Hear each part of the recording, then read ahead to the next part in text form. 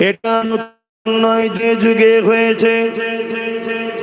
আল্লাহ নবীর সাহাবাদের উপরে মক্কার আবু জিল উতবা সাহেবের অত্যাচার করেছে, সেই ধারাবাহিক ভাবে আজকে দিনও যারা জালিম স্বৈরাচারী রয়েছে তারাও মুহাম্মদ রাসূলকে যারা ভালোবাসে তাদের উপরে জুলুম অত্যাচার করতে লেগেছে। এর কারণ একটা, আল্লাহ নবী আমাদেরকে অন্যায়ের বিরুদ্ধে লড়তে বলেছে, ন্যায়ের পক্ষে থাকতে বলেছে। এই জালিমদের বড় ভয় হয়, আমাদের দিল থেকে নবীকে না বার করতে পারলে, আমাদের দিল থেকে আল্লাহকে না বার করতে পারলে এরা আমাদেরকে কখনো মিটাতে পারবে না। এই জন্য এরা বারবার চেষ্টা করে। এ যুবকেরা ইতিহাসের পাতা সাক্ষী দেয়, আল্লাহ নবীর সাহাবে হযরতে খুবাইব রাদিয়াল্লাহু তাআলা তিনাকে এমন করে খ্রিস্টান রাজারা বন্দী করে নিয়ে গিয়ে তিনার সাথে করে হযরতে খুবাইব হুজুরের সামনে এক এক করে কতল করে শহীদ করে দিয়েছে। আর হযরতে খুবাইবকে বারবার বলতে লেগেছে, এ খুবাইব, আল্লাহকে ছেড়ে দাও, মুহাম্মদ রাসূলকে ছেড়ে দাও, নাই তোমাকে শহীদ করে দেওয়া হবে। হযরতে খুবাইব হুজুর সাথী ভাইদের শহীদ করার দৃশ্য দেখে হুজুর আমার কেঁদেছে, কিন্তু জবান দিয়ে একটাই কথা বলেছে, এ জালিমরা যতই জুলুমের স্টিম রোলার চালাস না কেন, মুহাম্মদ রাসূলকে যে একবার দিল দিয়ে দিয়েছে তার দিল থেকে কখনো আল্লাহ ও নবীকে বার করতে পারবে না। আরো জোরে বলুন সুবহান আল্লাহ। এটা সত্য না মিথ্যা? তাই আজ ইসলামের দুশমনরা নতুন ফোন দিয়ে এঁটেছে কি, আমাদেরকে খাদ্যর মাধ্যম দিয়ে আমাদের দিল ইমানকে দুর্বল করছে। খাদ্যের মাধ্যম দিয়ে হারাম খাদ্য আমাদেরকে খাওয়ানো হচ্ছে, বিভিন্ন অ্যাঙ্গেলে বিভিন্ন ভাবে আমাদেরকে হারাম খাদ্য খাইয়ে দেওয়া হচ্ছে। এখন এই বিষয়গুলো আমার জাতিকে সজাগ করানো দরকার আছে না? কিন্তু সজাগ যখনই করতে যাব আমার সঙ্গে টক্কর হয়ে যাচ্ছে জালিম শাসকদের। কেন আজকের দিনে বুকে হাত দিয়ে বলুন, আমার দেশে কেন্দ্রে যে সরকার আছে সে ইসলামের পক্ষে না বিরুদ্ধে? এটা সত্য না মিথ্যা? তাহলে আজ যখন আমি তারা কিভাবে আমাদেরকে মিটাতে চাইছে, আমাদের যুব সমাজ, আমাদের বুনেদের ঘরে আমাদেরকে কিভাবে অ্যাটাক করছে, কোন তারা আমাদেরকে দুর্বল বানাচ্ছে, এটা যখনই বলতে যাব তাহলে তাদের সঙ্গে আমার টক্কর হবে। কিন্তু এই টক্কর যদি আমার কওমের লোকই আমাকে ভুল বোঝে, কওমের লোকই যদি আমায় খারাপ বোঝে, তাহলে দুঃখ রাখবো কোথায়? কিন্তু কম কথা তো ভাবতে গেলে হবে না। কমের 4টে লোক 5টা লোক নিয়ে তার কম নয়, ঠিক না বে ঠিক গো? নতুন প্রজন্ম উঠছে, এদের কথাও ভাবা দরকার আছে না? না তাহলে আমাকে তো হক কথা বলতে লাগবে নাকি গো? ভাইরা, নওজওয়ানেরা, তরুণেরা, এ নবী পাকের প্রেমিকেরা, খুব সাবধান হয়ে যাও। গুনাহ 100-র মধ্যে 70 হলো এই মুখের দ্বারা হয়ে থাকে। 100টা গুনার মধ্যে 70 ভাগ এই মুখের দ্বারা হয়ে থাকে। 100 ভাগের মধ্যে মুখ যে সামলাতে পেরেছে সে বহুত কিছু করে ফেলেছে।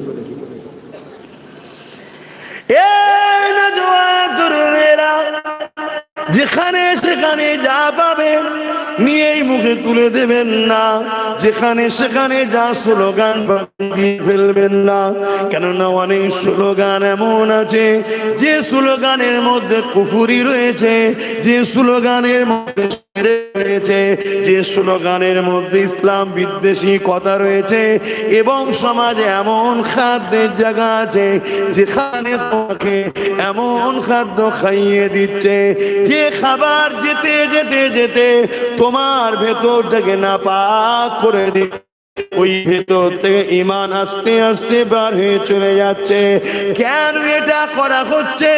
ইসলামের দুশমনেরা যুগে যুগে ইতিহাস পড়ে দেখেছে, বেলালকে যত মারে তত নবীর প্রেম বাড়ে, খাব্বাবকে যত মারে তত খোবাইবকে যত মারে নবীর প্রেম বাড়ে। শুধু এটা নয়, একজন ইসলামের মহিলা যার নাম হলো সুমাইয়া আম্মা জান, মহিলা হওয়ার পরও ওই মক্কার বাজারেতে হযরত সুমাইয়াকে অর্ধ উলঙ্গ করে বেউসুতি করে দিয়ে বলে, সুমাইয়া রে, আল্লাহকে ছেড়ে দে, নবীকে ছেড়ে দে। আম্মা সুমাইয়া একজন মহিলা হওয়ার পরও ঈমানের পাওয়ার দেখো, এক কথাই বলতে লেগেছে, এ জালিম আবু জিল উতবা সাইবারে, যত জুলুম করিস না কেন, আমার হৃদয় থেকে আল্লাহ ও নবীকে বার করতে পারবি না। তো মানুষকে খানা দিবার কথা বলি বলে আজ আমাকে গাল খেতে হচ্ছে, অসুবিধা নেই। শুনছেন তো? জবানের বিচার আল্লাহ করবে, কিন্তু আমি কখনো কারো হয়ে প্রতিবাদ করি না, আমি যেটা বলতে চাইছি। কিন্তু আমার হুজুরের হয়ে আমি প্রতিবাদ করি, তাতে একটু ভাষা একটু করাও হয়, কি হয় না? হয় না? আবার কিছু এখন বেরিয়েছে বাবা, তাদের আবার বড় প্রেস্টিজে লাগে, তারা বলে এত ভাষার একটু মার্জনা রাখা দরকার। ভাষার মার্জনার কথা খুব মনে পড়ছে। শোনেন, হযরত ওমর ফারুক রাদিয়াল্লাহু তাআলা বদরের লড়াইয়ের পর মদিনা শরীফে বসে আছে, আর এইদিকে মক্কা থেকে এক দুশমনে রাসূল, তার বাচ্চা বন্দী ছিল, দেখতে যাওয়ার বাহানায় অর্থ হুজুরকে শহীদ করতেই যাচ্ছিলাম, অত বড় তো যাচ্ছে না, মদিনায় এসে হাজির হয়েছে। হযরত ওমর ফারুক দেখতে পেয়ে গেছে। হযরত ওমর ফারুক বলছে, ধর, কি বলছে, ধর কুকুরটাকে, ধর। গিয়ে তার সব সমেত ধরেছে, ধরে বলছে, তুই এখানে কি করতে এসেছিস? আরে হুজুরের বেলাতে যে আঘাত দেয় সে তো চতুষ্পদ জন্তুর থেকেও নিকৃষ্ট। একটা সোরকে কখনো আপন আপন করে কথা বলতে হয় নাকি? তো সোরের থেকেও নিকৃষ্ট যে আমার হুজুরের ব্যাপারে আঘাত দেয়। এটা মাথার মধ্যে ঢুকিয়ে নাও। তুমি তার দাড়িতে ফেসে যাওনি, তার টুপিতে ফেসে যাওনি, তার জুব্বাতে ফেসে যাওনি, তার নামাজ দেখে ফেসে যাওনি, তার কোরআন তেলাওয়াত দেখে ফেসে যাওনি, সে বড় মুফতি বলে ফেসে যাওনি, সে বড় আল্লাহ বলে ফেসে যাওনি। সেইটা আমার নবীর শানে গুস্তাখি করে। তুমি জেনে রেখে দিও, কোরআন বলছে এ লুৎফায়ে হারাম, এ যারো সন্তান চতুষ্পদ জন্তু সোরের থেকেও নিকৃষ্ট। কথা মাথায় ঢুকছে না? ঢোকে না? এসব কথা আবার বললে বলে ধর্ম স্থানে বসে এত কড়া কড়া কথা বলে ইসলামকে কলঙ্কিত করছে। শুনছেন না? তার মানে কি? এগুলো ওই ক্যাটাগরির 2 নম্বর। কাল এদেরকে গাল খেতে হবে। এখন থেকে মা মজলিস ঠিক করছে, সব বলা ঠিক নয়, এইসব বলা ঠিক নয়। এত কড়া কথা বলার কি দরকার? কেন জানছে কালকে আমিও তো বাজারে বেরোবো। কেন আমার ওপরের মালিক বলবে, দুনিয়ার প্রভু বলবে কতদিন নুকিয়ে নুকিয়ে ঘর সংসার হবে, কতদিন নুকিয়ে নুকিয়ে হবে। এবার একটু প্রকাশ্য সমাজে আমাকে দেখাও যে কি চাপ দেবে না দেবে না? কথা বলেন। তা দেখছে তো আমাকে তো কালকে নাবতে হতে পারে। এখন যা খেয়ে ফেলেছি, না নাবলেও পিছন থেকে সব যদি ফাঁস করে দেয় সেও বিপদ। আর নেপে যাবার পরেও যদি আব্বাস সিদ্দিকী যা ট্রেনিং দিচ্ছে, যদি দালাল থেকে শুরু করে জাহান্নামের কুকুর থেকে শুরু করে সব বলা শুরু করে, সেও তো বিপদ। এখন থেকে মহল ঠিক করছে যাতে কড়া কথা না বলে। শুনছেন না? শুনেন। আপনাকে যদি আব্বাস সিদ্দিকীর উপরে ডাউট হয়, হোক, কোরআনের উপরে ডাউট আছে না? আব্বারা কোরআনের উপর সন্দেহ আছে? একটু হ্যাঁ কি না বল। কোরআনের উপরে সন্দেহ আছে? কোরআন বলছে, কি বলছে? উলাইকা কাল আনআম, উলাইকা কাল আনআম।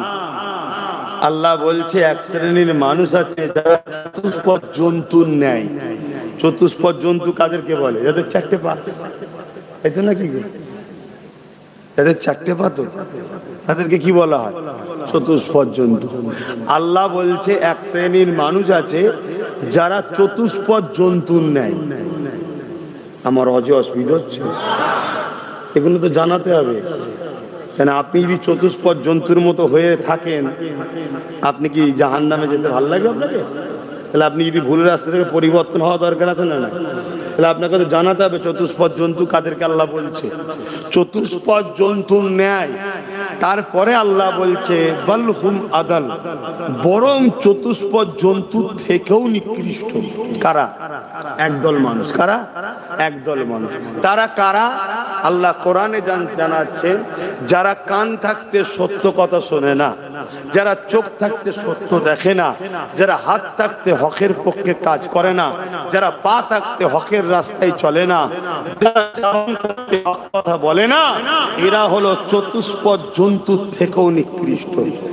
এই আমার দাদু বলছে, জবান আমার আব্বা বলেছে নাকি, সংস্রষ্টা আল্লাহ বলছে। প্রেস্টিজে লাগছে কি বলবেন? প্রেস্টিজে লাগছে। তোমাদের এই পাশে কিছু দূরে মধ্যম গ্রামে আমার তিলক তোমার বোনটাকে, সে হতে পারে অন্য ধর্মের মেয়ে, মায়ের জাত, তার উপরে যেভাবে হসপিটালে অত্যাচার করা হয়েছে, বলো যারা এই অত্যাচার এদের ঘরে চতুষ্পদ জানোয়ারের থেকে নিকৃষ্ট বলাটা কি ভাষা খারাপ হবে? জোরে বলো। এইটাই তো কথা।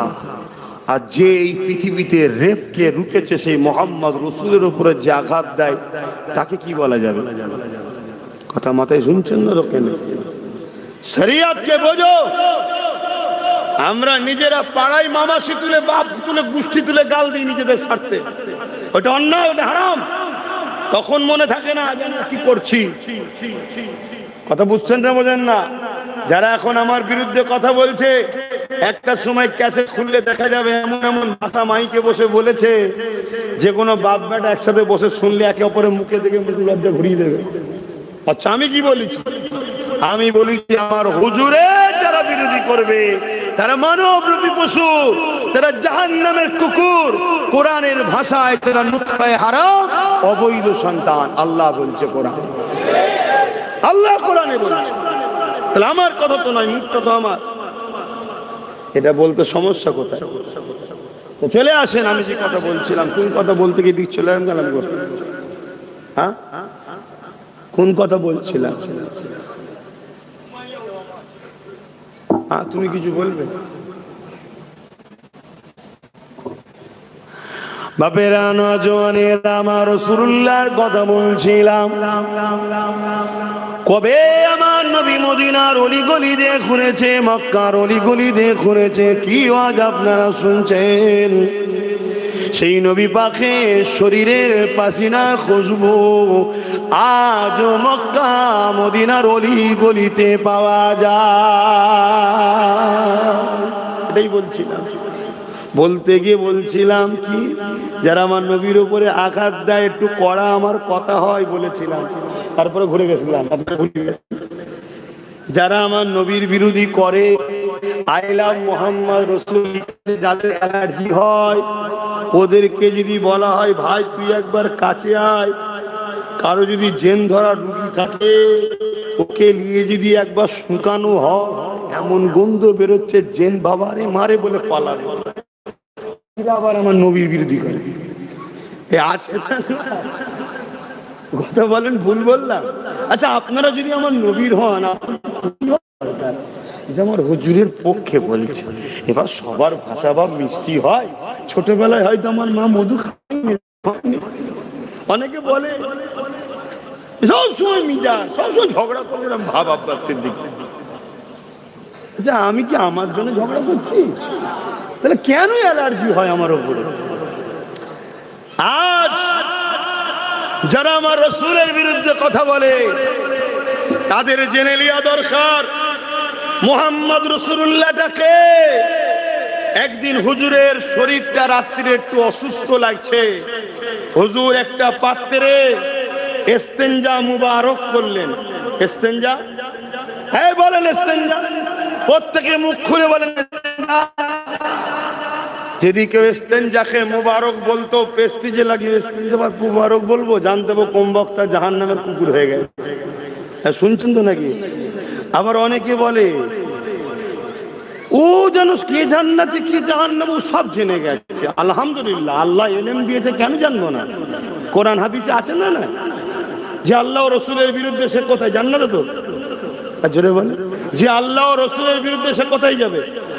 জোরে বলেন। বাবা তোমরাও জেনে গেছো? ওই কপাল ফাটা মলি সাহেবরা বুঝতে পারছে না। তাহলে জানতে হবে এরা অন্য কিছুতে চলছে। ভাইরা আমার, আমার নবী পাক সাল্লাল্লাহু আলাইহি ওয়াসাল্লামের ইস্তেঞ্জা মুবারক, পিশাব মুবারক একটা পাত্রে করলেন, করে হুজুর ওই নিচে ঘরের একটা খাট বা সোফা যাই হোক তার তলায় রেখে দিলেন। সকালবেলা যে ঘর পরিষ্কার করে, হুজুরের দরবার পরিষ্কার যে করে, সে এসে ঘরের ভেতর থেকে খুশবু আর খুশবু। জোরে বলুন সুবহানাল্লাহ। আরো জোরে বলা যাবে না? আরে আল্লাহর নাম নিতে গিয়ে যদি শিরা ফেটে যে মরে যায়, মরে যাব। একবার বলুন না সুবহানাল্লাহ। আরো বলুন আল্লাহু আকবার। আল্লাহু আকবার, আল্লাহু আকবার। কে তৈরি করেছে? আমার আল্লাহ তো তৈরি করেছে, তার বন্ধুকে। আমরা মাটির রসে তৈরি, আমাদের গা দিয়ে কি হয় আর বলে কাজ নেই। রাসূল পাক সাল্লাল্লাহু আলাইহি ওয়াসাল্লাম হলেন নূরে মুজাসসাম। জোরে বলুন সুবহানাল্লাহ। তামাম নবী পাক সাল্লাল্লাহু আলাইহি ওয়াসাল্লাম এমন করে জিজ্ঞেস করছে, খাদেম যে এসেছে সে তো খুশবুতে দিবানা, দিবানা হয়ে কোথা থেকে খুশবু? খেয়াল করে করে করে করে পাত্রের কাছে গিয়ে দেখছি খুশবু পাত্র থেকে বেরিয়ে গেছে, পানি রয়েছে, দিবানা হয়ে যে পান করে নিয়েছে। কথা বুঝে আসছে? পান করে নিয়েছে। আল্লাহ নবী এমন সময় এসে এসে জিজ্ঞেস করছে, হ্যাঁ গা, এই যে একটা পাত্রে ছিল সেটা কোথায় ফেললে? কোথায় ফেললে? বলছে হুজুর ওটা কি ছিল? বলছে বাবা কাল একটু শরীরটা খারাপ লাগছিল, তো ওই পাত্রেতে ইস্তেঞ্জা করেছিলাম। তখনও ভাবছি ইন্নালিল্লাহ, আমি কি করে ফেললাম? হুজুর এখন যদি আমায় বকে কি হবে না হবে? তো হুজুর সেটা আমি নিরাপদ জায়গায়, আল্লাহ নবী বলছে বাবা যেখানে ফেলবে যেন কারো পা না লাগে, একটু দেখে শুনে ফেলো। শুনছেন কি বলছে? তখন সাহাবী খুশি হয়েছে, শান্ত হয়েছে যে হুজুর এমন জায়গায় ফেলেছি, এমন জায়গায় রেখেছি কেউ বেয়াদবি করতে পারবে না। কোথা ফেলেছো বাবা?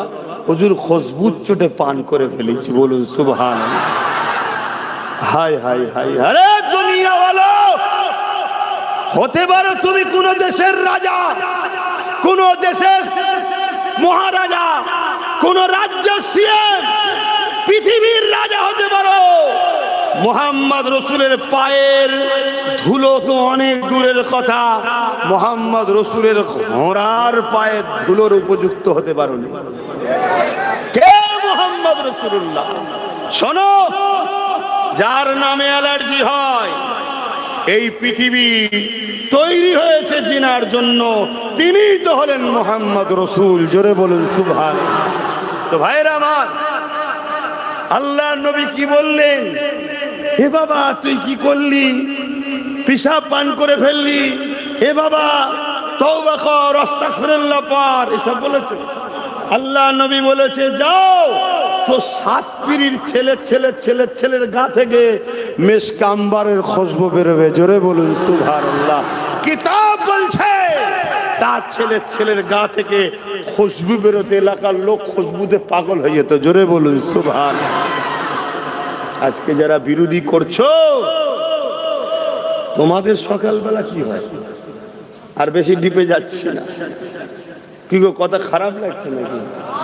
হ্যাঁ, মসজিদ গুলোই যখন আমরা যাই ভোরবেলায়, বাপ রে বাপ, ব্রেনের ঝাঁঝে চোটে সব যা থাকবে মশলা বেরিয়ে যাবে। যাও, হ্যাঁ খুব সাবধান, আমার হুজুরের বেলায় খুব সাবধান। সেই নবী পাকের শরীরের খুশবু আজও মক্কা মদিনার গলিতে পাওয়া যায়। জোরে বলুন সুবহানাল্লাহ। रातें भी मदीने की, बातें भी मदीने की, जीने में जीना है, क्या बात है जीने की। अरसा हुआ तैबा की जिस गलियों से गुजरे, अरसा हुआ तैबा की जिस गलियों से गुजरे, इस वक्त भी गलियों से खुशबू है पसीने की। আমার নবী পাকের পাক আলিয়া আমাদের আম্মা জান উম্মে সালামা তিনি এমন করে একদিন দুপুরের সময়ে প্রচন্ড গরমের সময়ে আল্লাহ নবী দুপুরে একটু কাইলোলা করছে, শুয়ে রয়েছে, একদিক থেকে আর একদিকে কট ফিরেছে, কাত হয়েছে। আম্মা জান একটা পাত্র নিয়ে এসে আমার নবী পাকের শরীর থেকে যে ঘাম বেরোচ্ছে, পাসিনা বেরোচ্ছে, ওই ঘাম পাসিনা গুলোকে এইভাবে হাতে করে টেনে টেনে ওই পাত্রে নিতে লেগেছে। আল্লাহ নবী বললেন, কি করছেন আপনি? ওই সময় আমার নবী পাকে বকে ওই পাক আলিয়া বলতে লেগেছে, ইয়া রাসূলুল্লাহ হাবিবাল্লাহ, গরিবের ঘরে ছেলেরা যখন কোনো বিবাহতে যায়, বিয়েতে যায়, তাদের আতর কেনার, খুশবু কেনার অর্থ থাকে না। ইয়া রাসূলুল্লাহ হাবিবাল্লাহ, আপনার এই পাসিনা পাত্রে করে ভরে তাদেরকে দে। এটা যখন তারা মেয়েকে কোনো অনুষ্ঠানে যায়, সবাই বলতে লাগে, এ খুশবু তোমরা পেলে কোথা থেকে? আরো জোরে বলুন সুবহান।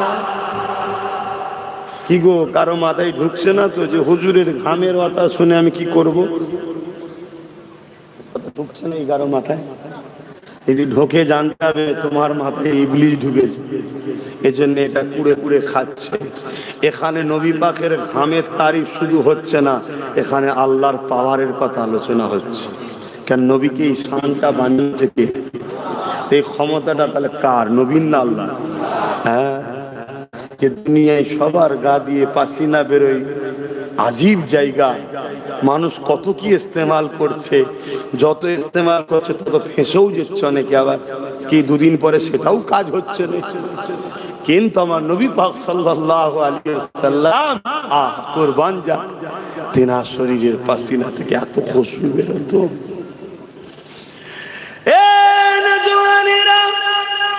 একটা কথা মনে পড়েছে, এই পাসিনার ব্যাপারে একটু বলে নি। আবু জেহেল আমার নবী পাকের বড় দুশমন ছিল, সে আইন করে দিয়েছিল মুহাম্মদ রাসূলুল্লাহর কাছে যে যাবে তাকে মৃত্যুদণ্ড দেওয়া হবে। আজ যেমন আবু জেহেলের চালারা বলছে মুহাম্মদ রাসূলের গোলাম আব্বাসের কাছে যে যাবে তার ঘর আটকে দেওয়া হবে। কি গো বলছো না? বল, এটা সব আবু জেহেলের চালা, এদের কষ্ট হয়। তরুণেরা, আল্লাহ নবী, নূর নবী, দয়া নবী, নূর নবীর বিরুদ্ধে বুঝে আইন করে দিল যে মুহাম্মদ রাসূলুল্লাহর কাছে যাবে তাকে মৃত্যুদণ্ড দেওয়া হবে। এই যুবকেরা, এই আইন এলান হয়ে গেল। একদিন আমার রাসূলুল্লাহ রাস্তার এক প্রান্ত দিয়ে আসছে, অপর প্রান্ত থেকে আবু জেহেলের ছেলে ইকরামা যাচ্ছে। যখনই সামনাসামনি হয়ে গেছে, ইকরামা আমার রাসূলুল্লাহকে দেখে আর থাকতে পারে না, ছুটে গিয়ে ঈদের সময় যেমন আমরা নামাজ বা একে অপরে বুকে বুকে কুলোকুলি করি, ইকরামা আমার রাসূলুল্লাহকে জড়িয়ে ধরে কুলোকুলি করতে লেগেছে। এই মেসেজটা আবু জেহেলের কাছে চলে এলো। আবু জেহেল রাগান্বিত হয়ে গেল। আবু জেহেল ঘোষণা করে দিল, সরদারের ছেলে প্রকাশ্য সবার সামনে মৃত্যুদণ্ড দেওয়াটা একটা কেমন লাগছে, কিন্তু আইন সবার জন্য সমান। ইকরামাকে জঙ্গলে গিয়ে বেঁধে দাও হাতে পায়ে দড়ি দিয়ে, যাতে বনের হিংস্র পশুরা ইকরামাকে ছিঁড়ে ছিঁড়ে খেয়ে নেয়। কথা মতো কাজ হয়ে গেল। জঙ্গলে নিয়ে যে বেঁধে দেয়া হলো। ইকরামাকে বেঁধে দিয়ে সবাই চলে এলো। এদিক থেকে জঙ্গলের ভেতর দিয়ে বিভিন্ন আসতে লেগেছে, একের পর এক চতুর্দিক দিয়ে আসতে লেগেছে। এ যুবকেরা কিন্তু ইকরামা অবাক হয়ে দেখে কিন্তু কাছে আসছে না, দূর থেকে দাঁড়িয়ে দাঁড়িয়ে সবাই ইকরামার মুখের দিকে তাকিয়ে থাকে। আরে নবীর গোলাম 1450-1500 বছর পর নবীর কথা বলার জন্য যদি এতগুলো মানুষ আমার মুখের দিকে তাকিয়ে থাকতে পারে, যে ইকরামা নবীকে জড়িয়ে ধরেছে তার মুখের দিকে তো কায়নাত তাকিয়ে থাকবে। কি থাকবে না থাকবে? আমার দিকে তাকিয়ে থাকেন। আমার থেকে আপনাদেরকে দেখতে অনেক সুন্দর, আমার দিকে তাও তাকিয়ে আছে কেন না? হুজুরের কথা বলছে।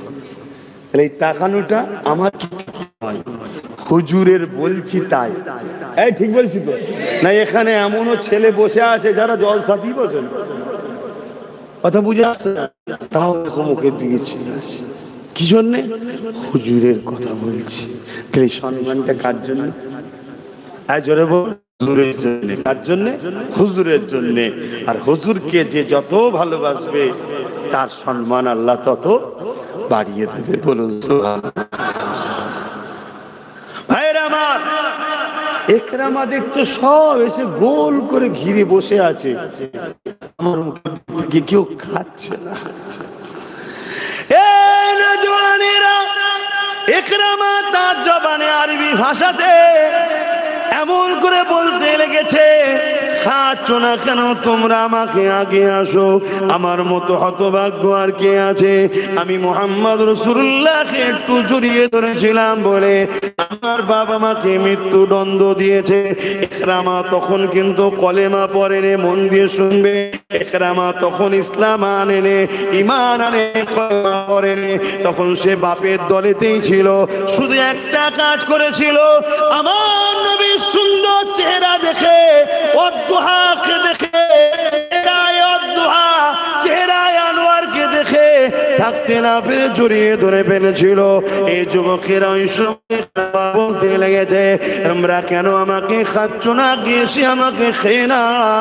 ওই সময় সে ওই পশুদের মধ্যে থেকে জঙ্গলের এক হিংস্র পশু সবার পিঠ ঠেলে আগিয়ে এসে বলে, তার ভাষাটাও মানুষের মতো বার করতে লেগেছে, আরবিতে বেরোতে লেগেছে, ইকরামা অবশ্যই খেয়ে নিতাম তোমাকে, কিন্তু তোমাকে খেতে আমরা পারবো না। মানুষের বড় সুস্বাদু লাগে আমাদের খেয়ে নিতা, কিন্তু তোমাকে খেতে পারবো না। এই জন্যে পারবো না, কেননা তোমার শরীর থেকে আখিরি নবীর খুশবু বেরোচ্ছে। আরো জোরে বলুন সুবহান। এ যুবকেরা, বাপেরা, মায়েরা, ইকরামা ঈমান আনেনে, ইসলাম কবুল করেনে, হুজুরকে শুধু জড়িয়ে ধরেছে, হুজুরের পক্ষে ছিল না। তাতে যদি জঙ্গলের অবেলা হিংস্র পশুদের হৃদয়ে আল্লাহ যদি ইকরামাকে খাওয়া হারাম করে দেয়, খাবি না, আমার বন্ধুকে জড়িয়ে ধরেছে এবং সেই অবালা পশুর জবান দিয়েও মানুষের ন্যায় কথা বার করাচ্ছে। পারে না? পারে না? আমরা তো ঘরে টিয়া পুষলে সে আমাদের মতো কথা বলে। কি মহান স্রষ্টার ক্ষমতা আছে না? না। সেই ইকরামা কলেমা না থাকা অবস্থা তো রাসূলকে যদি মহব্বতের সাথে জড়িয়ে নেওয়ার দরুন তার যদি জঙ্গলে হিংস্র পশুরা খাই না বলে, আমি আব্বাস সিদ্দিকী আপনাদের জিজ্ঞাসা করি, যদি আমাদের দিলে সচ্চা নবীর প্রেম ও মহব্বত আদবকে কিয়ামতের দিন আল্লাহ জাহান্নামকেও বলে দেবে, এদের দিলে আমার হাবিব আছে, এদেরকে পোড়াবি না। জোরে বলুন সুবহানাল্লাহ। আরো জোরে বলুন ইনশাআল্লাহ। হতে পারে না? কিন্তু সচ্চা মহব্বত কাকে বলে? যে মাদ্রাসা ভাঙবে তার সাথে দল করা, আবার এই কথা বলার জন্য অনেকের আবার প্রেস্টিজে লেগে গেছে। একটা প্রচার হচ্ছে না চারিদিকে, তোমাদের এলাকায় প্রচার হয়েছে কি জানি না, একটা ছোট ভিডিও ক্লিপ কেটে প্রচার হচ্ছে না, আমার অনেক ভিডিও প্রচার হচ্ছে, কোনটা 20 সেকেন্ড, কোনটা 30 সেকেন্ড, কোনটা 40 সেকেন্ড। ভাই যারা এই মোবাইল এর যে যারা রয়েছে এরা সব ভালো জানে, কোন জায়গা থেকে না, কোন জায়গা থেকে হ্যাঁ, কোন জায়গা থেকে বলো, কোন জায়গা থেকে করো, কোন জায়গা থেকে অক্ষর নিয়ে জুড়ে একটা সেন্টেন্স করা যায় না, যায় না। আজকে টেকনোলজির সময়, করা যায় না, যায় না। হ্যাঁ, তারপরে নতুন এখন আবার একটা অ্যাপ সব করতে পারে। ও তো মহিলাকে পুরুষ বানিয়ে দিচ্ছে, পুরুষকে মহিলাও বানিয়ে দিচ্ছে, সব হচ্ছে আখেরি জামানা। মুমিনের বৈশিষ্ট্য কি? মুমিন কখনো শোনা কথাতে বিশ্বাস করবে না, ভেরিফাই না করে, যদি সেটা তার ইজ্জতের উপর আঘাত হয়। কথা মাথায় শুনলে। কিন্তু একটা ভিডিও সমাজে চলছে খুব, কি ভিডিও? আব্বাস সিদ্দিকী বলেছে টিএমসি কে ভোট দেয়া নাকি হারাম। আপনারা শুনেছেন? এই শুনেছেন তো নাকি? তো এইটার আগে কি বলেছি, পরে কি বলেছি, এটাও দেওয়া দরকার ছিল তো নাকি? দিয়েছে, শুধু ওইটুকু দিয়েছে। এক কথা বুঝছেন না, বোঝেন না? এখন এই বিষয়টা পুরো জানার ইচ্ছা আপনাদের আছে? যদি থাকে তাহলে সালাম পড়িয়ে একটুখানি শোনাবো, কেন জানা দরকার। যখন আমার বিরুদ্ধে ছড়াচ্ছে একটু আমার জানানো দরকার আছে না? এবার জেনে যদি তখন মনে হয় যে না আব্বাস সিদ্দিকী তো ঠিকই বলছে, মুখ ওর, কথা তো ওর নয়, কথা তো ইসলামের বলছে, তাহলে আপনাদের মানতে হবে না? আজ এই না মানে রাস্তা ক্লিয়ার, যাও টিকিট কনফার্ম হয়ে যাবে, চিন্তা কি? পুরো ওপেন তো, ভাগ হয়ে আছে। আরে দুটো তো দল, একটা রহমানের একটা শয়তানের। সারা জীবন কাজ করবেন শয়তানের দলে, হেল্প করবেন শয়তানের দলে, সবকিছু শয়তানের দলে, আর দিনের শেষে বলবেন আমি রহমানের দলের সঙ্গে জান্নাতে যাবে। হয় দুনিয়াদারি করতে হবে, কারবার করতে হবে, ব্যবসা করতে হবে, মুসলিম অমুসলিম সব ভাই ভাই মানুষ মিলেমিশে চলতে হবে, কোনো নিষেধ নাই ইসলামে। কিন্তু যখনই আল্লাহ ও রসুলের বিরুদ্ধে যখন যাবে, আর তার সাথে সম্পর্ক নয়। কেন? আল্লাহ ও রসুল সবার উপরে। কথা কিছু মাথায় ঢুকছে? সেই জায়গাতেও তুমি যদি আল্লাহ ও রসুল ছেড়ে দিয়ে হই হই করো, তার মানে কি তুমি আল্লাহ ও রসুলের থেকে একে গুরুত্ব বেশি দিলে।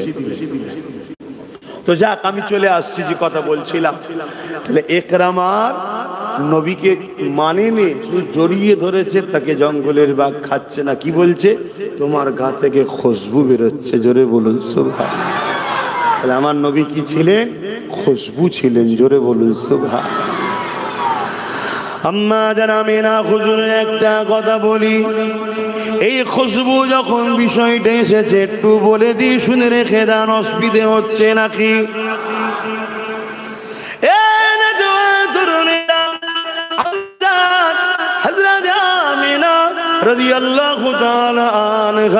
তিনি এমন করে বলতে লেগেছে, আব্দুল্লাহ হুজুরের সঙ্গে যখন আমার বিবাহটা হয়ে গেল, প্রথম রাত হলো বাসর রাত, আমি আব্দুল্লাহ হুজুরের সঙ্গে বাসর রাত তিনি এক জায়গায় হলাম। আব্দুল্লাহ পেশিনা থেকে নূরে মুহাম্মদ রাসূলুল্লাহ আমার পবিত্র রহিমে চলে এলো। যখন আব্দুল্লাহ শরীফ থেকে, পেশিনা থেকে নূরে মুহাম্মদ রাসূলুল্লাহ যখন আমার হেমে চলে এলো, ওই রাত থেকে আমি না, আমার শরীর থেকে একটা খুশবু বেরোতে শুরু হয়ে যায়। যতদিন যায় খুশবু বাড়ে, যত রাত যায় খুশবু বাড়ে। একদিন এমন আব্দুল্লাহ ব্যবসার জন্য চলে গেল, আল্লাহর হাওয়ালায় ইন্তেকাল হয়ে চলে গেল। আমি আমিনা ঘরের মধ্যে রয়েছি, আমার শরীরে খুশবু চারিদিকে ছড়াতে ছড়াতে ছড়াতে ছড়াতে পুরো মক্কা জমিনে এই খুশবুর চর্চা শুরু হয়ে গেল। সবার মুখে মুখে একটাই কথা, আমিনা শরীরে এই খুশবু আমিনা মাখে কোথায়, এই খুশবু আমিনা পায় কোথায়, এই আতর আমিনা পায় কোথায়? মক্কা জমিনে খুশবু তো পাওয়া যায় না। এই খবর রাসূলুল্লাহ দাদা যান হযরত আব্দুল মুতালিবের কানে চলে এলো। রাসূলুল্লাহ দাদা ছিলেন ছিলেন, মক্কা সম্রাট ছিল, মক্কা সুলতান ছিল। রাসূলুল্লাহ দাদার কানে যখন চলে এসে দাদাও তখন কথাটাকে গুরুত্ব দিল, খেয়াল করে তিনিও বলতে লেগেছে, আমি একজন সম্রাট হিসাবে, সুলতান হিসাবে পৃথিবীর বিভিন্ন সম্রাট সুলতানের সঙ্গে মিটিংয়ে যায়, কিন্তু আমি কখনো এই খুশবু পাই না। কোনো দেশে এত ভিআইপি লোকেরা খুশবু ব্যবহার করে, এই খুশবু কারো শরীর থেকে আমি আব্দুল্লাহ এমন করে আব্দুল মুতালিবও পাই না। এই খুশবু আমার পুত্র বধূ পাই কোথায়? এই জন্য রাসূলুল্লাহ দাদি জানের কাছে কি অবজেকশন দিল যে আমাদের পুত্র বধূ আব্দুল্লাহর পরিবার সেই খুশবু কোথা থেকে মাখে। সব জায়গায় চর্চা চলতে লেগেছে। দাদি জান বলতে লাগলেন, হে আব্দুল মুতালিব, হ্যাঁ আমিও ভাবতে লেগেছি আপনাকে বলবো, কিন্তু বলা হয় না। আমি অনেক সময় দেখেছি আমিনা যখন হাম্মামখানা গোসলখানা থেকে বেরোতো, তারপরে আমি যখন গোসলখানায় ঢুকতাম আমি অবাক হয়ে যেতাম, যেন গোসলখানা নয় কোন আতরের গোডাউনে ঢুকে গেছি। এ যুবকেরা, রাসূলুল্লাহ দাদি আব্দুল মুতালিব এবং তিনার পরিবার আম্মা আমিনাকে ডাক দিলেন, এদিকে আসো মা। আম্মা আমিনা চলে আসলেন। মারে খুশবু মাখতে নাই, কোথা যে খুশবু পান মা? আর এই খুশবু তো মক্কার কোনো জায়গায় পাওয়া যায় না। আমিও বিভিন্ন সম্রাটের কাছে গেছি, অনেক ভিআইপি খুশবু মাখে, কিন্তু আপনার খুশবু সব খুশবুর ওপরে, সব খুশবু আপনার এই খুশবুর কাছে ফিকে হয়ে গেছে। এ আমিনা রে, এ খুশবু কোথায় পান? আম্মা আমিনা বলতে লেগেছে, আব্বা আম্মা আমিনা কোনো খুশবু মাখে না। এই খুশবু আমিনার নয়, এই খুশবু হলো আমিনার রেহেম মুবারকে গর্ভে যিনি রয়েছে সেই মুহাম্মাদের খুশবু। আরো জোরে বলুন সুবহান আল্লাহু আকবার, ইয়া রাসূলুল্লাহ, আল্লাহ। কে আমার নবী? কে? বুঝতে পারছো? এই দুনিয়ায় যুগে যুগে এরকম কুকুর জাহান্নামের এসেছে যারা আমার নবীর বিরোধী করেছে, আমার নবীর দিনকে মিটাতে চেয়েছে, কোরআনের বিরোধী করেছে, আল্লাহর উপরে মিথ্যাচার করেছে। যেমন কদিন আগে তোমাদের উত্তর 24 পরগনা দত্তপুকুর ভাটপাড়ার এক মানবরূপী পশু জাহান্নামের কুকুরের আবির্ভাব হয়েছে, যে বলছে ইসলামে নাকি রেপ করা পাপ না, অথচ জানে না ওদেরই দলের অনেক নেতারা রেপ কেসের আসামি হয়ে বসে আছে। শুনছেন তো নাকি? ওদেরই দলের যেখানে ক্ষমতা চলছে সেই মণিপুরে বড় বড় তার মধ্যযুগীয় কাজ কারবার হচ্ছে। এসসি এসটি দলিত অসহায় গরিব নিচু বর্ণের মহিলাগুলোকে উলঙ্গ করে ঘোরাচ্ছে এই বিজেপি শাসিত রাজ্যে। এই মানব তাদের বিরুদ্ধে বলে না কেন? এদের রাজনীতি করার কোনো ভাষা নাই। এরা জনগণকে যা বলেছিল সব মিথ্যা হয়েছে। দেশে এসছে দেশটা ধ্বংস হয়েছে। বিজেপি যা ওয়াদা করেছে সব ফ্রড হয়েছে, সব মিথ্যা হয়েছে, সব চিটিংবাজি হয়েছে। হাতটাকে মোদি একটা ইন্টারন্যাশনাল মিথ্যুক প্রমাণ হয়েছে, হয় না হয়নি? জোরে বলো। এরা দেখছে তো রাজনীতির তাই ধর্মে আঘাত দাও, মাইন্ড থেকে মানুষের ভোলাও, আমাদের দুর্নীতির কথা মানুষ যেন ভুলে যায়। শুনছেন না? শোনেন। কিন্তু বড় দুঃখের বিষয়, এরকম মানবরূপী পশুকে হয় পাগলা গারোতে না জেলে থাকা দরকার ছিল, কিন্তু জেলে আছে কি? জোরে বলছে নাই। জেলে থাকবে কে? আপনার গ্রামে মদের দোকান কেউ দেবে, আর আপনার গ্রামে একজন যে বলবে মুসলিম মহল্লায় মদের দোকান দিচ্ছে, এটা আমার ইসলামে খাওয়া হারাম, এটাকে বন্ধ করো। এই যে বন্ধ করতে বলবে সে জেলে যাবে কেন? আমার রাজ্যে মাতাল সরকার বসে আছে। ভাষা কি খারাপ লাগে? আমি ওদের মতো নয়, আমি ওই সব লোকেদের মতো নয় যারা বিজেপির বিরুদ্ধে বলবে আর দিদিকে জিন্দাবাদ বলবে। আমি ওই মুনাফেকদের দলে নয়। আমি এতটুকু বুঝি টাকার ইপিট আর উপিট। ভাই বলেন, এত বড় কথা বললো, এত কেস হলো, অ্যারেস্ট করছে না কেন? কথা বলেন, যুক্তিতে বলেন। আপনাদের পাশের ভাঙরে একটা মেয়ে শুধু বলেছে মমতার স্বামী নেই, তার নামে এক জাহান্নামের কুকুর কেস দিল, আবার সেই মেয়েটাকে তুলেও দিয়ে গেল। সেই কুকুরগুলো এর নামে কেস দেবে? এক কথা বল, এরা সব ভাই বোন, কবে বুঝবেন? কিন্তু এরা কি প্রমাণ করছে? আব্বাস সিদ্দিকী হলো বিজেপি। করছে না, করে না? কেন এটা করছে? এটা না করলে মুসলিম সমাজের লোক যদি আব্বাস সিদ্দিকীর কথা শুনে নেয়, তাহলে আমাদের তো চৌকি উল্টে যাবে। আমরা তো বেঁচে আছি এদের দয়ায়। এদের দয়ায় যখন বেঁচে আছো, এদের দিনের দুশ্মনদের উপরে দরদ দেখাচ্ছ কেন?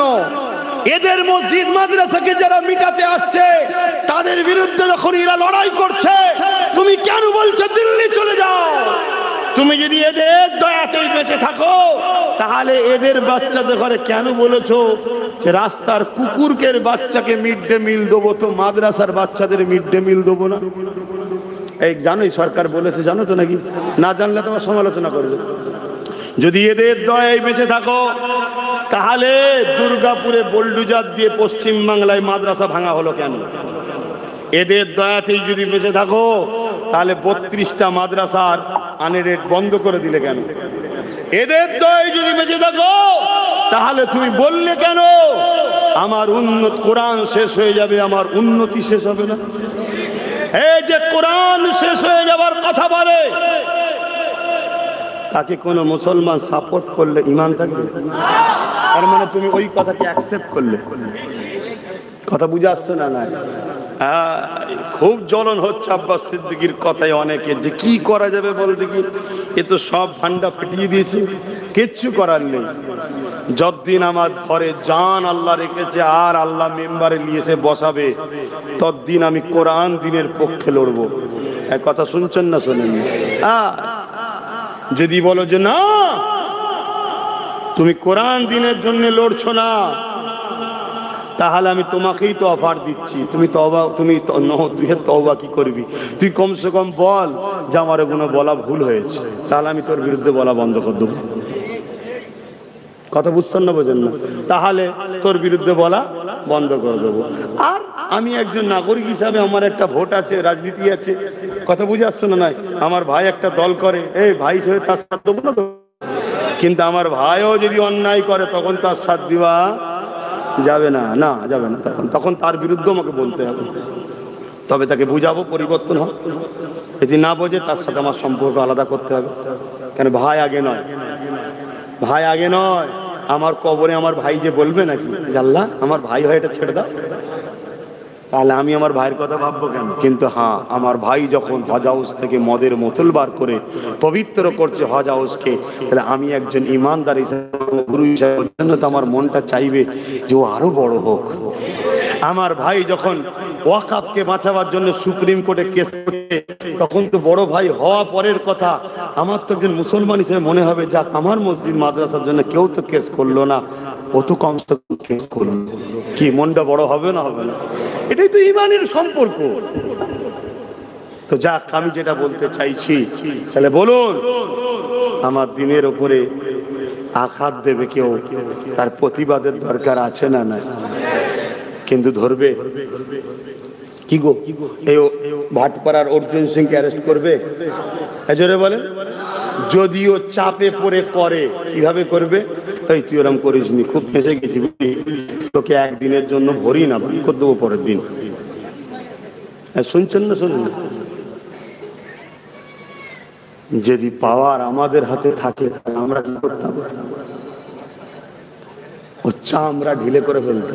চল কেন? এটা সংবিধান বিরোধীও কথা বলেছিস, শুধু ধর্ম বিরোধী নয়, সংবিধান বিরোধীও কথা বলেছিস। তাহলে পাওয়ারের দরকার আছে না? নাই। এজন্য আব্বাস সিদ্দিক ধর্মনীতির কথাও বলে, সমাজনীতির কথাও বলে, পরিবার নীতির কথাও বলে, প্রতিবেশী নীতির কথাও বলে, পাশাপাশি নিজের ভক্ত মুরিদ অনুসারীদের ভক্ত মুরিদ অনুসারীদের ঘরে সমাজে সচেতন করে। বুকা, কত আর পরের বাপকে বাপ বলবি? একটু নিজেরা ক্ষমতা অর্জন কর। কথা বুঝছেন না? বোঝেন? একটু মাথায় রাখি, একটু বোঝেন, নাই বিরাট বড় ক্ষতি হতে চলেছে, বিরাট বড় ক্ষতি হতে চলেছে। একটা সামনে ভয়ানক দিন, আমি অনেক আগে বলেছিলাম একটা কথা, যে একটা দিন আসছে তোদের নাগরিকত্ব কেড়ে নেবে, সেদিন আব্বাস সিদ্দিকীকে বলবি যে ভাইজান আমার ভুল হয়েছে বা তোমার কথাই ভোট দেবো, সেদিন আর তোর কিছু উপায় থাকবে না। বলেছি না বলিনি? অনেক আগে বলেছিলাম, আজকে সেই দিন আসছে। আমার তো মনে হচ্ছে আগামী কাল পরশু থেকেই বাড়ি বাড়ি নোটিশ আসবে। শুনছেন না? শোনেন, আগামী কাল পরশু থেকেই বাড়ি বাড়ি নোটিশ আসবে। আমি অনেক আগে বলেছিলাম, চিল্লাচ্ছে এসআইআর হতে দেবো না, হতে দেবো না। আরে পাগল, যেদিন থেকে দুয়ারে সরকার চলছিল সেদিনই তোর এনআরসি হয়ে গেছে। কিন্তু তখন বলেছিলাম যেটা এনআরসি হচ্ছে, এই মুসলমান আমাকে গাল দিয়েছিল, এই মুসলমানের লোকেরাই আমাকে গাল দিয়েছিল। দিয়েছে না? দেয়নি? অলরেডি হয়ে গেছে। কালকে তো চিঠি আসবে, পরশু তো চিঠি আসবে বাড়ি বাড়ি। কি চিঠি? তোমার গেছে, শুনছেন তো নাকি? লাও, কান নামে আসবে, ঠেলা সামলাও। তবে একটা কথা বলে যাচ্ছি, যারা আহলে সুন্নাত ওয়াল জামাতের সঙ্গে দীর্ঘদিন জড়িয়ে আছো, এই বিপদে তোমার ভাই তোমাকে ছেড়ে দেবে না। তুমি যদি থাকো সদস্য হয়ে, বইটালি আমার সঙ্গে দেখা করো, আমি আপ্রাণ চেষ্টা করব তোমার হয়ে সমস্যা সমাধান করা। কথা মাথায় ঢুকছে না? ঢোকে না? কারণ আমার যতটুকু ক্ষমতা, আমার একটা ছোট্ট জিনিস আছে, কথা বুঝে আসছে না? এইটুকু তোমার হয়ে আমি বলতে পারি। বাকি বাপ গাল অনেক খেয়েছি বুঝানোর দিকে। আমি বলেছিলাম মসজিদ মাদ্রাসা চলে যাবে, মসজিদ মাদ্রাসার কাগজকে সার্চ করো, সব রেড কার্ড পড়ে গেছে। তার মানে কি? এক নম্বর খতিয়ান, এক নম্বর খতিয়ান মানে সরকারের হাতে চলে গেছে। সরকার চালাবে, সরকার চালাবে। তুমি তোমার মসজিদ মাদ্রাসায় তোমার খেয়াল খুশি মতো চলতে পারবে না। মসজিদের ইমামের কাছে চিঠি আসবে, এই ইমাম সাহেব জুম্মার দিন খুতবাতে একটু বলো, মেয়েদের ঘরে একটু শিক্ষিত করতে হবে। যদি স্কুলে গেলে বোরখা পরতে না দেয়, শিক্ষার জন্য বোরখা খুলে যাক, অসুবিধা নেই, বলো। যদি না বলো, তোমাকে গুম করে দেওয়া হবে। ইমাম সাহেব শোনো, তোমাকে ইমাম সাহেব গায়েব করে দেওয়া হবে। এই বিলাল সিদ্দিক আকবরের খুন এই শরীরে, তুমি যেটা আজ বোঝো, আলহামদুলিল্লাহ আমার আল্লাহ আমার 6-10 বছর আগে থেকে বুঝাচ্ছে, তাই চিল্লাচ্ছি। কি দরকার ছিল? আরো 50 জনের মতো আমিও তো পেরে যেতে পারতাম। আল্লাহ কি এলাহান দেয়নি? আল্লাহ তো দিয়েছে। দুটো অকেয়া ঘটনা বলে তো চলে যেতে পারতাম। আরে জম্মাই জম্মাই না, এক সপ্তাহ নওশাদকে দিয়ে দল খড়িয়েছি, কিন্তু লড়াই তার আগে থেকে করছি না, করিনি। কিন্তু সত্য শেষে যখন বুঝলাম যে না, এখান থেকে তুলে ওর কোলে, ওখান থেকে তুলে ওর কোলে দেবো, যেই কলি নেবে সেই চিটিংবাজি করছে, দরকার নেই, নিজের করে লে। ওই জন্য তোকে বলেছিলাম তুই যা। কথা বুঝে আসছে না? নাই, যা থাক, নিজের থাক। শুনছেন তো নাকি? চায়ের দোকান, লোক মনে করে চায়ের দোকান, চায়ের দোকান হলো সঙ্গে মেয়ের বিয়ে দেবো। অফিসে চাকরি করে, কোটটাই পড়ে যায়, মাস গেলে কত মাইনে? 25,000। কত? 25,000, সর্বোচ্চই 25,000।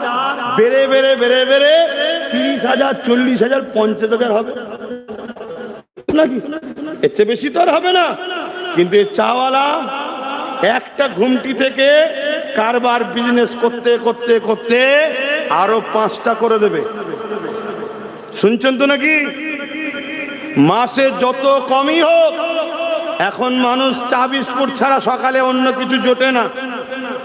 এ মাসে খোঁজ লিখে যাও, তুমি চাওয়ালা দেখছো, ও মাসে 1 লাখে পৌঁছে দেবে ইনকাম 5টা দোকান থেকে। শুনছেন তো নাকি? আর তার থেকেও বড় বিষয় মাথায় ঢুকাও, তুমি যার কোম্পানিতে চাকরি করলে, তুমি রিটায়ার হওয়ার পর ওই জায়গায় তোমার ছেলে চান্স নাও পেতে পারে, কিন্তু এই 5টা দোকানের মালিক তোমার ছেলে। ঠিক না বেটি? এজন্য আব্বাস সিদ্দিকী বলছে, বড় দলের দালালি করে করে করে করে, মারপিট করে করে, চামচাগিরি করে করে হয়তো কিছু ইনকাম করছো। তোমার চলে যাবার পর তোমার ছেলে ওখানে চান্স নাও পেতে পারে। নিজের কোম্পানি খোলো, ছোট হোক, তোমার ছেলে তোমার পর ওখানে মালিকই হবে। এই সব অনেক কিছু চিন্তা ভাবনার কথা তো আর ডিপে যাচ্ছি না, কখনো সময় হলে অন্য জায়গায় আলোচনা হবে। তাহলে আমি যেটা বলতে চাইছি, আপনাদের অসুবিধা হচ্ছে বিজেপির বিরুদ্ধে হচ্ছে যে হুজুর জলসায় এসে রাজনীতির কথা বলছেন কেন? আরে বিজেপিরা রাজনীতি ছেড়ে দিয়ে ধর্মের পিছনে লেগেছে না লাগে না? ও যখন ওর স্ট্যাটাস বজায় পারে, ও যখন ওর কাজ ছেড়ে দিয়ে আমার ধর্মেতে মাথা দিচ্ছে, আমার বোরখা নিয়ে, আমার তালাক নিয়ে, আমার মসজিদ নিয়ে, আমার মাদ্রাসা নিয়ে, তাহলে আমারও তো উচিত ওর ভেতরে মাথা দেওয়া দরকার আছে না? না, ও তখন বলবে এখানে মাথা দিচ্ছ কেন, তুমি হুজুর মানুষ। আমি তখন বলবো তুই তোর জায়গায় যা, আমি আমার জায়গায় যাই। ঠিক না বেটি? তবেই তো সিধে হবে রে বাবা। ঠিক তেমনি রাজ্য সরকারও রাজনীতির নামে আমার ধর্মে মাথা দিচ্ছে না, দেয় না? জোরে বলেন। তাহলে আমিও হুজুর হিসাবে মাথা দেওয়া দরকার আছে না? নাই? তখনই বলবে যে হুজুর হিসাবে এরকম হচ্ছে কেন? আমি বলবো তুই তোর কাজ কর, তাহলে আমি আমার কাজ করব। তোর কাজ রাষ্ট্র এবং রাজ্যবাসীর নিরাপত্তা, কথা বুঝে আসছো না? না, সেই কাজ ছেড়ে দিয়ে তুমি ইফতার পার্টির নামে হুড়োহুড়ি করছো, রেড রোডে গিয়ে হুড়োহুড়ি করছো, তুমি বলছো কোরআন শেষ হয়ে যাবে, তুমি ইটা সিটা আমার ধর্ম নিয়ে বলবে, তাহলে আমাকে একটু প্রতিবাদের দরকার আছে না? নাই? এজন্য মাথা দিচ্ছি। আচ্ছা ভাই, আপনারা আমার কথাকে অ্যাকসেপ্ট করতে পারছেন তো না? ভেতরে ভেতরে মনে দুঃখ হচ্ছে? ভুল আমাকে বুঝবেন না, আখরি জামানা এ নওজওয়ান তরুণেরা আব্বারা, ইমাম এমন করে ফেরাউনের বিরোধী কেন করা হয় না? হয় না? এই ফেরাউনের বিরুদ্ধে এই মজলিস থেকে বলা হয় না? ফেরাউন তারা রাজা ছিল, তার বিরুদ্ধে বলো কেন? না, ফেরাউন ছিল স্বৈরাচারী, জালিম, অত্যাচারী, বনি ইসরাইল কওমকে জেলিয়েছে, মুসা নবীর উপরে অত্যাচার করেছে, তাই তো নাকি? ও তাহলে আজকে মরা ফেরাউনের বিরুদ্ধে বলতে এখান থেকে খুব ভালো লাগে, জেনতা ফেরাউনদের বিরুদ্ধে আপনার নবীনে নোংরা কমেন্ট করবে, আপনার কোরআন দিলে নোংরা কমেন্ট করবে। মনে রাখবেন, এটা আল্লাহর পক্ষ থেকে আপনার পরীক্ষা শুরু হয়েছে। আপনি কোটি কোটি টাকা কারবারকে বেশি প্রাধান্য দেন না, আল্লাহ ও রাসূলকে বেশি প্রাধান্য দেয়। এটা আল্লাহ পাক পরীক্ষা নিচ্ছে। ওই সময়ে যদি আপনি বলে যে তোমার সঙ্গে সম্পর্ক রাখার প্রয়োজন হবে না, তোমার সঙ্গে সম্পর্ক রাখতে পারছি না, কারণ এই বিজনেসের থেকে, এই টাকা ধন দৌলতের থেকে, এই জমি জায়গা থেকে, এই থেকে সব কিছু থেকে এবং নিজের জানের থেকে আমার কাছে আল্লাহ ও রাসূল, তুমি আমার আল্লাহর উপরে আঘাত দিয়েছো, নবীর বিরুদ্ধে নোংরা কমেন্ট করেছো, আর তোমার সাথে আমার সম্পর্ক রাখা সম্ভব নয়। এই আকীদা যদি করতে পারেন তবেই জানবেন ঈমান ঠিক আছে। এটা তো পরীক্ষা নেবে আল্লাহ, কি গো, নেবে না? নেবে না? কিন্তু আমরা তো ফেল হয়ে যাচ্ছি, আমরা তো লোভ লালসা সামলাতে পারছি না। হ্যাঁ, যদি লোভ লালসা সামলাতে না পারো তাহলে তো বাবা আখিরাত নষ্ট হবে। এ দুনিয়া তো পরীক্ষার জায়গা, এখানে তো চিরস্থায়ী নয়। এখানে তো আল্লাহ বিভিন্ন দিক দিয়ে পরীক্ষা নেবে। কাউকে ধন দৌলত দিয়ে পরীক্ষা নেবে, কাউকে জমি জায়গা ঘর বাড়ি কিনে নিয়ে পরীক্ষা নেবে, কাউকে আল্লাহ বিমার দিয়ে পরীক্ষা নেবে, কাউকে আল্লাহ সন্তান আওলাদ দিয়ে, আবার কারো সন্তান আওলাদ কিনে নিয়ে পরীক্ষা নেবে, আবার কাউকে আল্লাহ ক্ষমতা শাসক বানিয়ে পরীক্ষা নেবে, কাউকে আবার আল্লাহ জালিম শাসকের নিচেই রেখে পরীক্ষা নেবে। সাহাবা হুজুরদের উপরে কম পরীক্ষা হয়েছে? যে কথা বলছিলাম মনে আছে তো, হযরতে খুবাইব রাদিয়াল্লাহু তাআলা আনহু হুজুরের কথা প্রথম বলছিলাম না, ওটা একটু বলি নাকি? অন্যদিকে চলে গিয়েছিলাম, বলি। তিনাকেও পরীক্ষা নিয়েছেন না নাই না আল্লাহ? জালিম শাসক কি বলছে, খুবাইব তোমার সাথী সঙ্গীদের ঘরে সব মেরে দিচ্ছি, তুমি যদি আমাদের কথা মেনে নাও, আমাদের কথা অ্যাকসেপ্ট করে নাও, মোহাম্মদ রসুলকে যদি ছেড়ে দাও তাহলে তোমাকে আমরা মারবো না, আজাদ করে দেবো। চোখের সামনে একটার পর একটা সাথীদের ঘরে শুলির ওপরে চেপিয়ে চেপিয়ে হত্যা করছে, শহীদ করছে।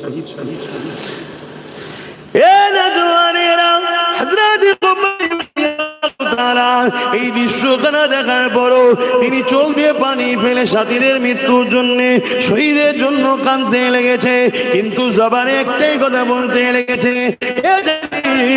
যতই অত্যাচার করি না কেন, যতই জুলুম করি না কেন, মুহাম্মদ রসুলকে যারা একবার দিল দিয়েছে তারা কখনো মুহাম্মদ রসুলকে ছাড়তে পারবে না। কেননা আমাদের জানের থেকে কাছে হলো রসুল্লাহ, আমাদের জানের থেকে প্রিয় হলো রসুল্লাহ। এই কথা শুনে জালিম শাসক আরো রেগে গেল, একটার পর একটা সাহাবা ভাইদেরকে শহীদ করে দিল। এবারে খুবাইব হুজুরকে ধরলে, এমন করে নানা দিক দিয়ে বুঝাতে লাগলে তাকে নারীর লোভ দেওয়া হলো, সুন্দরী নারীর সঙ্গে বিবাহ দেওয়া হবে, তাও খুবাইব হুজুর রাজি হলেন না। তাকে বলতে লাগলো তোমাকে আমাদের রাজত্বের হাম সম্পদ দেওয়া হবে, তাও তাতে রাজি হলো না। এ নওজওয়ানেরা, তরুণেরা কোনোভাবে যখন রাজি হচ্ছে না, হযরত খুবাইব হুজুরকে এবারে শুলির সামনে নিয়ে গেল। নিয়ে গিয়ে শুলিতে চড়াবে তার আগে মুহূর্তে বলতে লেগেছে, এ খুবাইব তুমি কি চাও না তোমার বাপ মা পরিবার সন্তানের কাছে গিয়ে তাদেরকে নিয়ে আনন্দ খুশিতে থাকবে, আর তোমার জায়গাতে মুহাম্মদ রাসূলুল্লাহকে এই শুলির উপরে চাপিয়ে দেওয়া হবে। এ যুবকেরা চিনে রেখে দা, সেই দিনের মেলাউনেরা, সেই দিনে ইসলামের দুশ্মনেরা, সেই দিনে বেঈমানেরা তারা বিরাট পরিকল্পনা করে সাহাবা হুজুরদের থেকে ঈমানকে লুটতে চেয়েছে, আল্লাহ নবীর দ্বীনকে মিটাতে চেয়েছে। আজকের পরিকল্পনা একটু চেঞ্জ করে দিয়েছে, কেন তারা জানে আজকেও যদি এদের উপরে জুলুম করা হয় এরা জুলুমের কষ্টে সরে জীবনটা দিয়ে দেবে, মুহাম্মদ রসুলকে ছাড়বে না। এই আজকে একটু প্ল্যানটা চেঞ্জ করা হয়েছে, আজকে একটু পরিকল্পনাটা চেঞ্জ করা হয়েছে। এই পরিকল্পনা উম্মতে মুহাম্মাদিকে জানানো, একজন ইমানদার হিসাবে, নবীর দ্বীনের খাদেম হিসাবে, আহলে রসুল হিসাবে, আওলাদে মুজাদ্দিদ হিসাবে আমার কি দায়িত্ব নাই আপনাদেরকে জানিয়ে দেওয়া যে আজকের দিনে তো আবু জেহেল আছে, আজকের দিনে তো উতবা আছে, আজকের দিনে তো ইসলামের দুশমন আছে, তারা আপনাদেরকে জোর করে ইসলাম থেকে সরাচ্ছে না। কেন তারা জানে জোর করে সরানো এদেরকে কখনো সম্ভব না, তাই তারা পরিকল্পনা করছে এমন কাজের সঙ্গে আপনাকে জড়াচ্ছে যে কাজের সঙ্গে আপনি জড়িয়ে গেলে ইসলাম থেকে বেরিয়ে যাবে, ঈমানটা হারা হয়ে যাবে। তার ছোট্ট একটা নমুনা কি বলবো, জোরে বলুন। বিজেপি আমাদের দুশ্মন না বন্ধু? এটা কেউ জানতে বাকি আছে? জোরে বল। কোনো যদি মেন্টালিও সমস্যা থাকে কোনো মুসলমানকে যদি বলা হয় বিজেপিকে ভোট দিবি, সে দেবে, এটা সবাই জানে, ঠিক না বেটি? কিন্তু বন্ধু সেজে যদি আমাদের কেউ ক্ষতি করে এ বেশি ভয়ঙ্কর না যে প্রকাশ্য ক্ষতি করে সে বেশি ভয়ঙ্কর? এই কথাটা আমার না নবীর। নবী পাক বলেছেন আমার বড় ভয় হয় আমার উম্মতদের ঘরে মুনাফিকরা না ক্ষতি করে দেয়। আর একটা ছোট্ট নমুনা বলছি, এখন একটা অনুষ্ঠান চলছে রাজনীতি ভাবে। কি অনুষ্ঠান?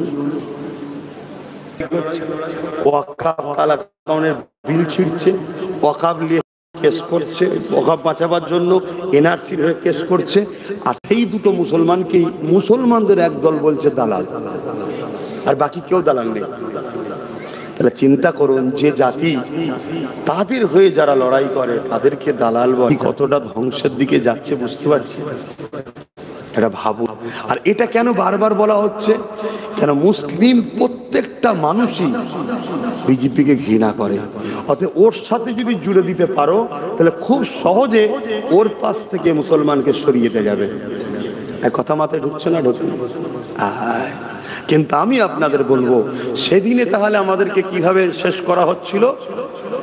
জান দিয়ে, মালের লোভ দিয়ে। আজকে কিন্তু একটু ঘুর পথে, ঘুর পথে, কি ঘুর পথে? উৎসব, ধর্ম যার যার, ধর্ম যার যার। এই কথাটা মুখ দিয়ে বলছেন না দিল দিয়ে? মুখ দিয়ে যদি বলেন আলাদা কথা, দিল দিয়ে বললেই কাফের। শুনছেন না? শুনুন, এই কথাটা কি কেউ মানেন? এই উৎসব যার, ধর্ম যার, উৎসব তার, তাই তো নাকি? ধর্ম যার, উৎসব।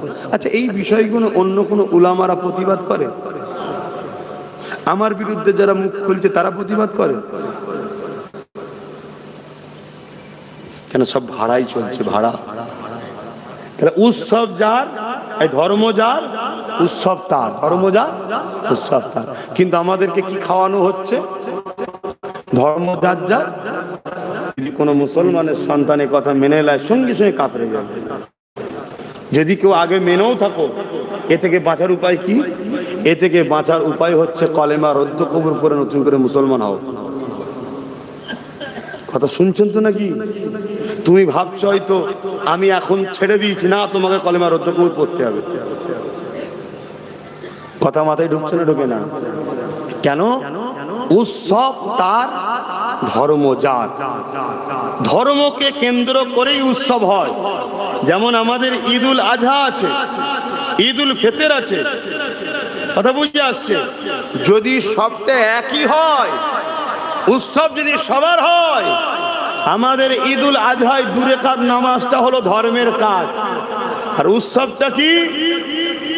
আল্লাহর রাহে হালাল পশু কুরবানি করে আনন্দ খুশি করে খাওয়া।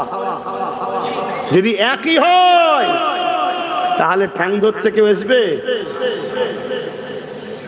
আমি এটাকে কাউকে ছোট করছি না, না আসার প্রয়োজনও নেই। কেন আসবে?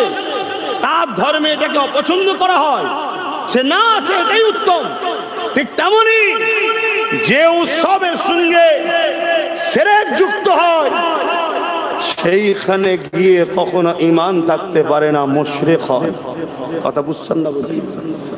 এবং মেলাতে বাজার বসিয়ে ওই বাজারের পয়সা বিক্রি করে বা মেলার খাদ্য কিনে খায় যদি কেউ বিসমিল্লাহ বলে, তারও ঈমান চলে যাবে। কেন? সেখানে গান বাজনা হয়, বেরি শরিয়াতি কাজ হয়।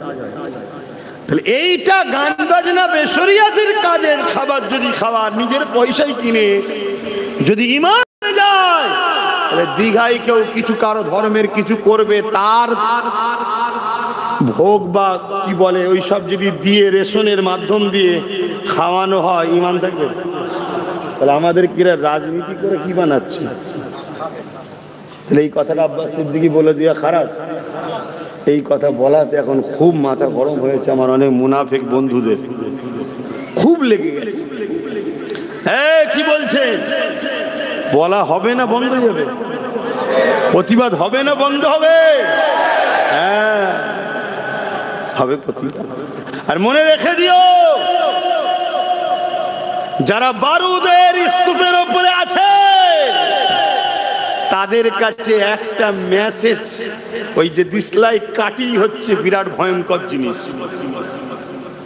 কথা বুঝছেন না? বোঝেন না? কেন? আছে সে বারুদের স্তূপের উপর, তার কাছে একটা দিশলাই কাটি বড় ভয়ঙ্কর জিনিস, এনে একটা কাটি সাইজ করে দেবে। কথা বুঝছেন ভাইয়েরা আমার? এজন্য আমি সব জায়গায় গিয়ে একটু বুঝাই যে নামাজ পড়ছেন পড়ুন, মুশরিকের নামাজ কবুল হবে না। নামাজ পড়ছেন পড়ুন, কাফেরের নামাজ কবুল হবে না। রোজা রাখছেন রাখো, রোজা কবুল হবে না। হজ করছেন করুন, মুশরিকের হজ কবুল হবে না। আপনি বলছেন কি করে হলাম? আপনার এই কাজ যদি এরকম হয় যেখানে গায়রুল্লাহর সঙ্গে শরীক করা হয়, এর সাথে যদি আপনি জড়িত থাকেন, এতে আপনার ঈমান থাকতে পারে না, পারে না, পারে না। কথা বুঝে আসছে? শরিয়ত তো আব্বাস সিদ্দিকীর বাপের নয়, ঠিক তেমন শরিয়ত আপনাদেরও আব্বা জানদের নয়। শরিয়ত হলো আমিন আল্লাহর, মানতে হবে। আর আমারও ডিউটি হক কথাটা বলে দেওয়া। কেন? কত কষ্ট করে ইসলাম প্রতিষ্ঠিত করেছে। হযরতে খুবাইব হুজুরকে যখন শুলিতে চড়ানো হবে, ঠিক এমন সময়তে আবার বলা হচ্ছে, খুবাইব শেষবার বলছি, তুমি কি চাও তোমার মুহাম্মদ রাসূলকে শুলিতে চাপানো হোক? নাউজুবিল্লাহ। তোমাকে ছেড়ে দেওয়া হোক, তুমি কি মোহাম্মদ রসুলকে এনে দিতে পারবে? হযরতে খবায়েব হুজুর এ নিষ্ঠুর মালাউনেরা, এ বেঈমানেরা, এ মুশরিকেরা, তোরা আমাদের ঘরে কি মনে করিস? মুহাম্মদ রাসূলের প্রেমিক যারা হয় তাদেরকে কি মনে করিস? তারা জীবনে সব যা পছন্দ করে, আল্লাহ নবীর উপরে যারা পরিমাণ আঘাতকে পছন্দ করে না। এ নিষ্ঠুর বেঈমান খ্রিস্টান বাদশা শুনে রেখে দে, যদি তোরা বলিস মুহাম্মদ রাসূলের পায়ে একটা কাঁটা ফোটানো হবে, এর বিনিময়ে যদি নবীর আশিকদের কাছে জীবন চাস, আমরা আমাদের জীবন দিতে পছন্দ করব। এটা দেখে জান্নাতের আশা নয়, দাড়ি টুপি সুন্নত রেখেছেন, রাখছেন, রাখবেন, এটা দেখে কামিয়াবি যেমন করে জান্নাতের আশা নয়। একটা ভিসা লাগবে, ওই ভিসাটা হলো লা ইলাহা ইল্লাল্লাহ মুহাম্মাদুর রাসূলুল্লাহ লাগাতে হবে। এই দুনিয়ার এক দেশ থেকে আর এক দেশে গেলে যেমন আপনার ভিসা লাগে, ভিসা ছাড়া যাওয়া যায় না, তেমন দুনিয়ার দেশ থেকে জান্নাতের দেশে যেতে গেলে এই ভিসা আপনাকে লাগবে, যেটা দিল থেকে অন্তর থেকে মেনে নিতে হবে। আল্লাহকে সেবা দুসরা কোই মাবুদ হি নেহি, আর মুহাম্মদ রাসূলুল্লাহ আল্লাহ পাকের প্রিয় রাসূল। এটা মুখে শুধু বললে হবে না, আল্লাহকে আল্লাহর মর্যাদা দিতে হবে, রাসূলুল্লাহকে জানের থেকে বেশি ভালোবেসে আদবের সঙ্গে মেনে নিতে হবে। যদি আপনার সঙ্গে আপনার রাসূলের টক্কর হয়, এই জায়গায় আপনি ছেলের পক্ষে দাঁড়াবেন না নবীর পক্ষে দাঁড়াবেন, এটা আল্লাহর পরীক্ষা, মনে রাখবে। যদি আপনি ছেলের পক্ষে দাঁড়িয়ে যান, আপনার মধ্যে ঈমান নাই, ওই জায়গায় যদি আপনি রাসূলুল্লাহর পক্ষে দাঁড়িয়ে যান, যদি হয় ছেলেকে মৃত্যুদণ্ড দিতে হতে পারে, তাও ছেলে মরে যাক, আমি রাসূলুল্লাহকে ছাড়বো না। এই ঈমান যার মধ্যে আছে সেই যাবে জান্নাতে।